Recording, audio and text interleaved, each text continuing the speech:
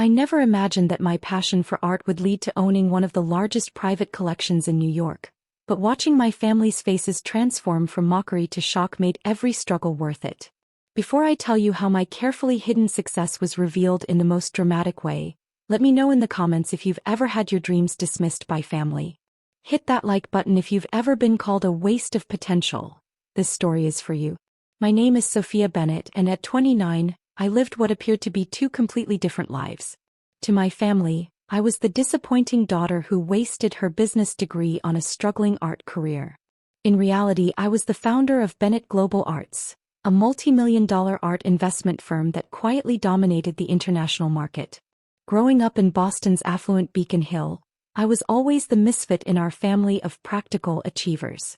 My father, William Bennett, built his reputation as a cutthroat corporate lawyer. My mother, Catherine, ran a successful investment banking firm. My older brother James followed perfectly in their footsteps, graduating from Harvard Law with honors. Then there was me, the child who spent hours sketching in her room instead of networking at country club events. "Art won't pay the bills, Sophia," became my father's constant refrain. Even when I won national art competitions in high school, his response was always the same. "That's nice, dear, but when are you going to focus on something serious?" My mother's approach was more subtle but equally dismissive. "Darling, art can be a lovely hobby," she'd say, emphasizing the word hobby, while sliding business school applications across the dinner table. "But you need a real career." The only person who ever truly supported my passion was my grandfather, Theodore Bennett. A self-made man who built his fortune through smart investments, he saw something in me that my parents missed. "You have an eye, little one," he'd say during our secret visits to galleries and museums. "Not just for art but for value. That's a rare combination." While my family thought Grandpa Theo was just indulging my childish interests, he was actually teaching me everything about art as an investment. By 16, I could spot emerging trends in the market. By 18, I could estimate a painting's potential value better than most professional appraisers. I agreed to attend business school to appease my parents, but not at Harvard like they wanted. Instead, I chose NYU, where I could double major in business and art history. My father nearly had an aneurysm. "If you're determined to throw away your potential," he declared, "you can do it without our money." That was fine by me. What they didn't know was that Grandpa Theo had secretly set up a trust fund for me years ago, specifically earmarked for my education and future art investments. "Your parents see the world in black and white," he told me before I left for college. "You see it in color. Don't let them dim your vision." During college, I worked as an assistant at various galleries, learning the industry from the inside out. My business classes taught me about market analysis and investment strategies, while my art history studies deepened my understanding of value beyond mere dollars and cents. Everything changed during my junior year when Grandpa Theo passed away. To everyone's surprise, he left me his entire art collection and a significant portion of his investment portfolio. The will came with a letter that changed my life. "Dearest Sophia, while others saw a dreamer, I saw an investor with an artist's soul. The collection is yours, along with $50 million in seed capital. Build something extraordinary, but do it quietly. Sometimes the best power is invisible. Love, Grandpa Theo." My parents were furious about the inheritance, especially when I refused to sell the collection and invest in something sensible. What they didn't know was that I was already using the seed money to build Bennett Global Arts, though the company was registered under a complex network of holding corporations that couldn't be traced back to me. Over the next 5 years, I built my empire in complete secrecy. To my family, I was just another struggling artist in New York, occasionally selling pieces for barely enough to get by. In reality, I was becoming one of the most influential figures in the international art market. My company didn't just buy art. We discovered talent, shaped trends, and controlled major portions of the market through strategic investments and acquisitions. All while I maintained the perfect cover of the family disappointment. The deception might have continued indefinitely if my brother James hadn't decided to prove his superiority once and for all. It started with an invitation I never expected. "The Morrison Gallery is hosting a major exhibition," he announced during one of his condescending phone calls. "I've arranged for the family to attend opening night. Time to see what real success looks like, little sister." What James didn't know was that I owned the Morrison Gallery through one of my shell corporations. The exhibition he was so excited about. I had personally selected every piece. Sounds interesting, I said mildly, already planning how this revelation would play out. When is it? Next Friday. Try to dress appropriately for once. My clients will be there. I smiled as I hung up, looking around my penthouse office with its view of Central Park. The walls were lined with pieces worth more than James's annual salary. Perhaps it was finally time to show my family exactly what wasting time with art really meant. The week leading up to the exhibition was a careful dance of preparation. I worked with Marcus Chin, my gallery director and one of the few people who knew my true identity, to ensure everything would be perfect for the upcoming revelation. Are you sure about this? Marcus asked as we reviewed the final arrangements. Once they know, everything changes. It's time, I replied, thinking of all the dismissive comments and superior smirks I'd endured.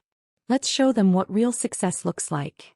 The night of the exhibition arrived and I dressed for both of my roles, the struggling artist and the secret power player. My outfit was expensive but subtle, the kind of understated luxury that most people would miss but true connoisseurs would recognize instantly. I arrived early, watching from a quiet corner as New York's elite filtered into my gallery. Art critics, collectors, and socialites mingled beneath the soaring ceilings I'd had renovated last year. Then my family arrived. James entered first, playing the role of sophisticated art patron with practiced ease. Our parents followed, looking perfectly polished and utterly out of place among the genuine art enthusiasts. None of them noticed me watching from the shadows. Quite an impressive collection, James announced loudly to anyone who would listen. My firm represents several serious collectors who might be interested.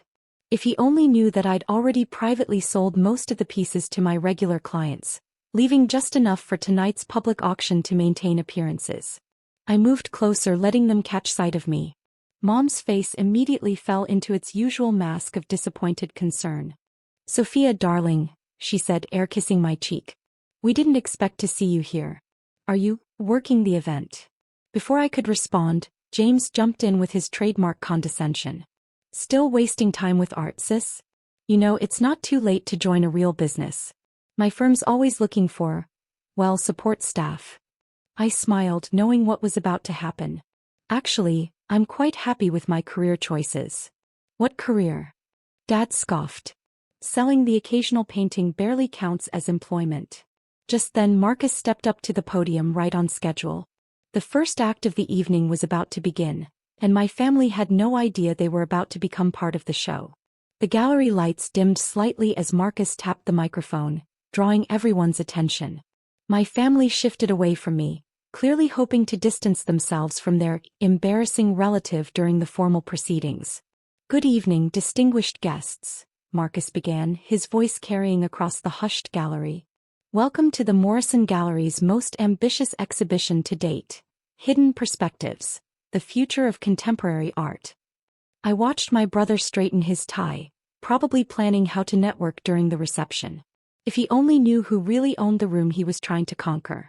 Tonight's collection, Marcus continued, represents a carefully curated selection of works valued at over $300 million, bringing together both established masters and emerging talents. My father's eyebrows rose at the number. I could practically see him calculating potential legal fees from wealthy art collectors. But before we begin the auction, I have a unique privilege. Tonight, we're honored to have with us the visionary behind not only this exhibition but the entire Morrison Gallery's transformation over the past 3 years. A murmur of interest rippled through the crowd. The Morrison Gallery's mysterious owner had been the subject of intense speculation in the art world, especially after our string of successful international exhibitions and market-making acquisitions. James leaned toward our mother, whispering just loud enough for me to hear. Probably some old money collector with more cash than sense. Not like Sophia's little paintings. I bit back a smile, remembering the piece of mine that had sold for $2.3 million last month. Through a pseudonym, of course. Marcus's voice cut through the whispers. While this person typically prefers to remain anonymous, tonight marks a special occasion. Please welcome the owner of the Morrison Gallery and founder of Bennett Global Arts. My family's heads snapped up at our surname, confusion evident on their faces. Miss Sophia Bennett. The silence that followed was absolute. I stepped forward into the spotlight, wearing success as comfortably as my designer dress. My mother's champagne glass slipped from her fingers, saved only by a quick-moving waiter. "Thank you, Marcus," I said, taking the podium. As many of you know, the art world thrives on both visible beauty and hidden value. Tonight, I'm pleased to share both. The next 30 minutes were a masterclass in professional revenge. I guided the audience through the exhibition, discussing each piece with the expertise of both an artist and a market maker. Every analysis demonstrated not just artistic understanding but deep financial acumen. "This piece," I said, gesturing to a large abstract canvas, "represents not only an emerging aesthetic but an investment opportunity. Similar works by this artist have appreciated 300% in the past 18 months. Art critics nodded appreciatively while investors scribbled notes. My father, the man who had dismissed art as financially worthless, stood frozen as I casually discussed million-dollar transactions. "Of course," I continued, "Bennett Global Arts has been quietly tracking these trends through our 17 international galleries and private consulting services." James's face had turned an interesting shade of pale. His own client list, which he'd bragged about at every family dinner, suddenly seemed insignificant compared to the collectors I worked with. During a brief intermission, my mother managed to corner me near a sculpture installation. "How?" she began, then collected herself. "How long have you been running a multi-million-dollar art investment firm?" I finished for her. "Remember when you said I was wasting my business degree? I was actually combining it with my hobby to build something extraordinary." "But the struggling artist act," my father interjected, joining us. "The small apartment, the occasional sales." "A cover," I explained. "One you were all too ready to believe. My real office overlooks Central Park." "The small apartment you visited?" "Just a meeting space for clients who appreciate discretion." I led them to a private viewing room, where Marcus had prepared a comprehensive presentation of my company's holdings. The screens displayed a global map dotted with Bennett Global Arts properties: galleries, auction houses, conservation studios, and consulting offices. "Current company valuation, $1.2 billion, I said casually, watching their expressions. "It turns out art does pay the bills, Dad." "Quite well, actually." James, who had followed us in, was frantically Googling on his phone. "This is impossible," he muttered. "I would have heard." "Would you?" I asked. "The art world runs on discretion and relationships. Two things you never bothered to understand while you were mocking my career choice." I pulled up our client list, names that made James's legal contacts look like small-town practitioners. "We handle private acquisitions for museums, manage collections for royal families, and shape market trends through strategic investments." "Grandpa Theo's collection," Mom whispered, realization dawning. "That's how you started." "He saw what you didn't," I confirmed. "Not just artistic talent but business acumen. He gave me the tools to build something unprecedented." The screens showed headline after headline about Bennett Global Arts' market influence, though none had ever connected the company to the struggling artist Sophia Bennett. "Why hide it?" Dad asked, his lawyer's mind clearly trying to make sense of the deception. I turned to face them fully. "Because you taught me that power is more effective when people underestimate you. Every dismissive comment, every mockery of my choices, just made it easier to build this empire without interference." Marcus appeared at the door. "Miss Bennett, the auction is ready to begin." "Thank you, Marcus." I turned back to my family. "Now, would you like to see what wasting time with art really looks like?" The auction that followed was a masterpiece of choreographed power. I watched my family's expressions shift from shock to awe as paintings sold for millions. Every sale represented not just profit, but validation of my vision. Between bids, I caught snippets of conversation from nearby guests. "She's revolutionized the market. The youngest powerhouse in the art world. Her investment strategy is brilliant." James, who had spent years introducing me as his artistic little sister, now stood silent as major collectors greeted me with obvious respect. The final lot of the evening was special. A piece I'd created under my pseudonym, though only Marcus knew this detail. "Our last offering," Marcus announced, "is from the reclusive artist St. Rivers, whose works have become highly sought after in recent years. I watched my family's reactions as the bidding quickly escalated past $5 million.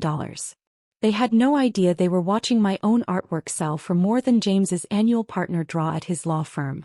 The piece finally sold for $7.8 million to a Saudi princess, who immediately requested a private meeting with the gallery owner, you.My, to discuss commissioning more works. As the evening wound down, I could see my family struggling to reconcile their image of their failed artist daughter with the powerful figure they'd discovered. The transformation was complete, but the real test would be what came next. How would they handle this new reality? Would they acknowledge their misjudgment or try to rewrite history? Marcus approached with the final sales figures for the evening.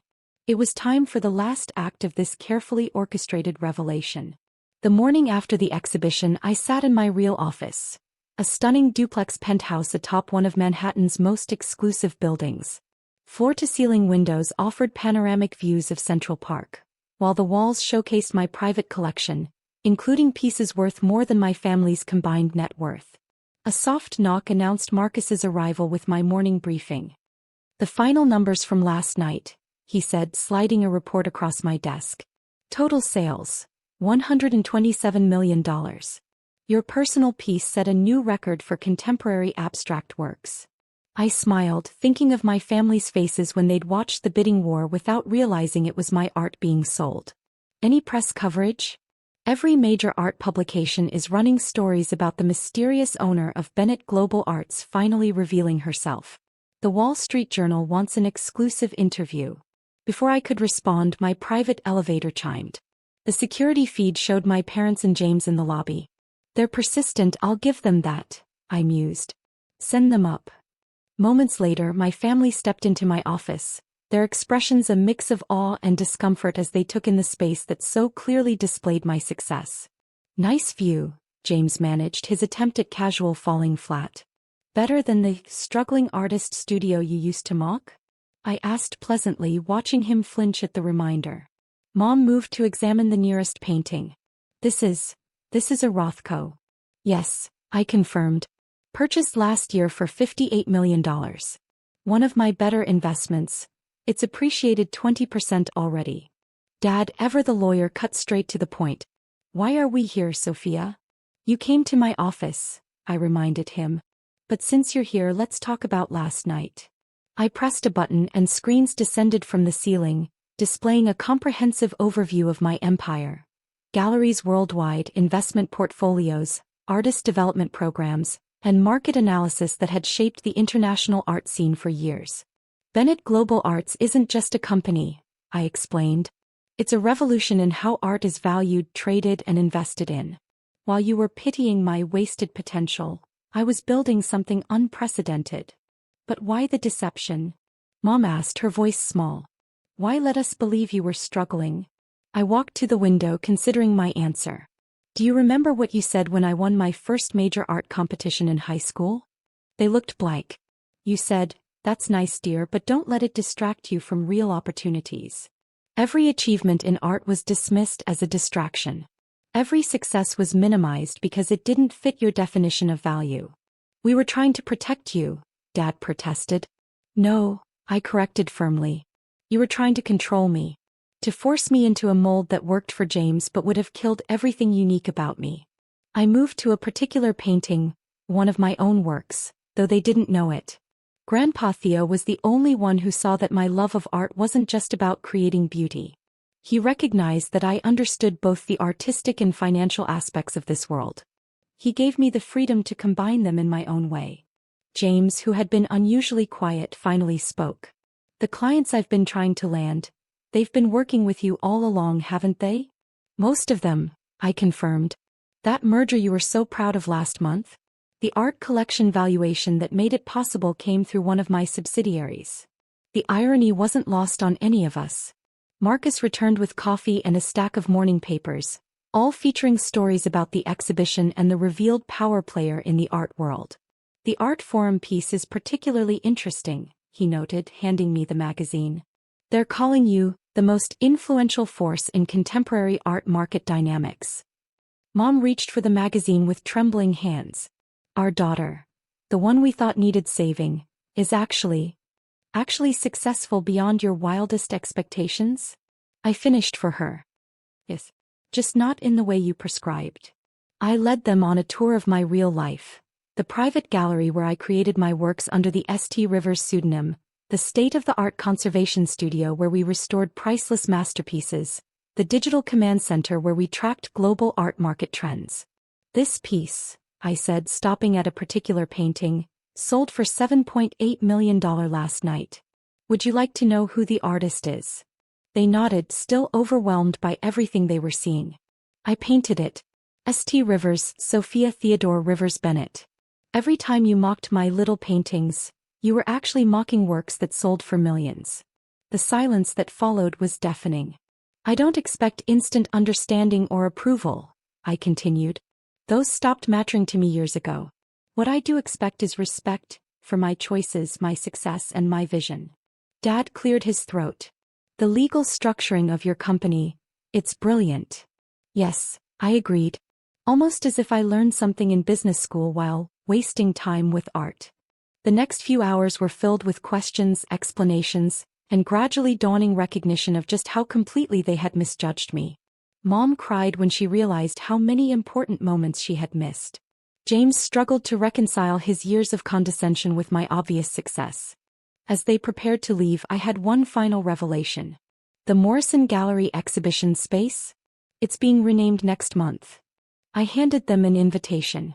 The Theodore Bennett Gallery for Contemporary Arts, in honor of the one person who believed in combining business acumen with artistic vision. He would be so proud, Mom whispered. He was proud, I corrected. He knew everything. Every success, every acquisition, every milestone. He just understood the power of letting me succeed on my own terms. That evening, alone in my office, I received an unexpected text from James. I was wrong. About everything. Coffee sometime? My treat, if I can afford your taste now. I smiled, typing back. There's a little cafe in my building. I own it, but the coffee's excellent. His response came quickly. Of course you do. Does anything in this city not belong to you? Come find out, I replied. Looking out over the city lights, I thought about Grandpa Theo and how he taught me that true success isn't just about proving others wrong. It's about proving yourself right. The empire I'd built wasn't just a response to my family's doubts. It was a manifestation of my complete vision. If you've ever been told your dreams aren't practical enough, that your passion won't pay the bills, remember this. Sometimes the greatest success comes from combining what others see as contradictions. Business and art. Investment and creativity. Pragmatism and passion. Have you ever had to hide your success to protect your dreams? Or felt the need to prove yourself to those who doubted you? Share your story in the comments below. And if this journey of hidden triumph and artistic vindication resonated with you, don't forget to like and subscribe for more stories about success on your own terms. Remember, sometimes the most powerful masterpiece isn't hanging on a gallery wall. It's the life you build while others are busy doubting your canvas.